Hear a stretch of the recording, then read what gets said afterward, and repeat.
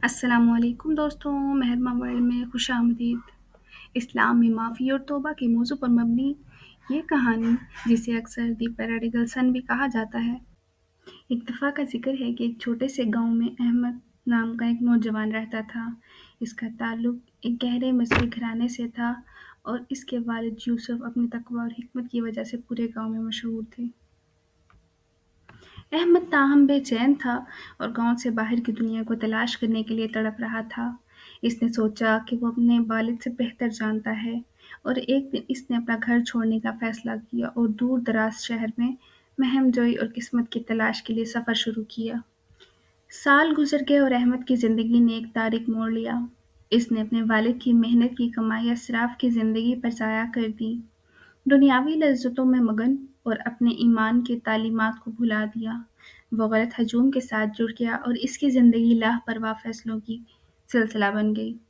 दरियासना गांव में वापस यूसुफ हर रोज़ अपने बेटे की बाहिफाज़त वापसी के लिए दुआ करता था। वो अहमद को बहुत याद करता था और जानता था कि इसका बेटा राह रात से भटक गया है। यूसुफ को उम्मीद थी और यकीन था कि एक दिन अहमद को अपनी गलतियों का एहसास होगा और वह घर वापस आएगा।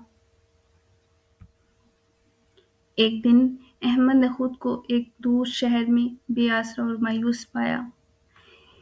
इसने वो सब खो दिया था जो इसके पास कभी था, अपनी दौलत, इसके दोस्त, इसका एहसास।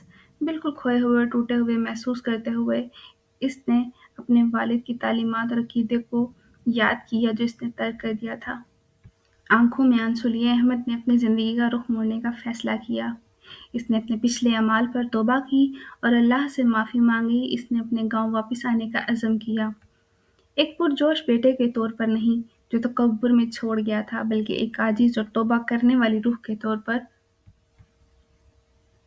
गांव वापसी का सफ़र लंबा और मुश्किल था, लेकिन अहमद साबित कदम रहा। वो थके हारे और आजिज़ी से अपने बाप की दहलीज पर पहुंचा। इसके कपड़े फटे हुए थे और उसके चेहरे पर उस मुश्किल ज़िंदगी के निशानात थे जो इसने गुजारी थी। यूसुफ, जो इस लम्हे का इंतज़ार कर रहा था और अपने बेटे की वापसी के लिए दुआएं मांग रहा था, इसने अपने बेटे को दूर से देखा। खुशी के साथ वो अपने अहमद को गले लगाने के लिए तेज़ी से बढ़ा और खुले बाजुओं से इस्तकबाल किया। अहमद अपने वालिद की मोहब्बत और माफ़ी से मगलूब होकर घुटनों के बल गिरकर रोने लगा। वो जानता था वो इस तरह की शफ़क़त का मुस्तहिक नहीं है, लेकिन इसके वालिद की माफ़ी और कबूलियत ने इसका दिल शुक्र और आजिज़ी से भर दिया। इसके बाद के दिनों में अहमद ने अपने वालिद के साथ मिलकर काम किया, इनकी मदद की और इनके फार्म को संभालने और कम्युनिटी की खिदमत की। वो सही मायनों में घर आया था, ना सिर्फ गांव बल्कि अपने अकीदे और इक़्तिदार के लिए भी जो इसने कभी तर्क कर दिया था। गांव ने अहमद में इस गैर मामूली तब्दीली का मुशाहिदा किया और इसकी कहानी ने इस्लाम में माफ़ी और खूबसूरती और तौबा की ताकत की एक ताकतवर याद दहानी का काम किया। इसने सबको सिखाया कि चाहे कोई कितना ही भटक जाए, सच्ची तौबा और आजिज़ दिल के ज़रिए हमेशा अल्लाह की रहमत की तरफ वापसी का रास्ता है। और इस तरह अहमद और इसके वालिद यूसुफ की कहानी माफ़ी और छुटकारे की एक लाजवाब कहानी बन गई, जो इनके गाँव में नस्ल दर नस्ल अल्लाह की बेपनाह शफ़क़त और तौबा की ताकत के सबूत के तौर पर गूंजती रही।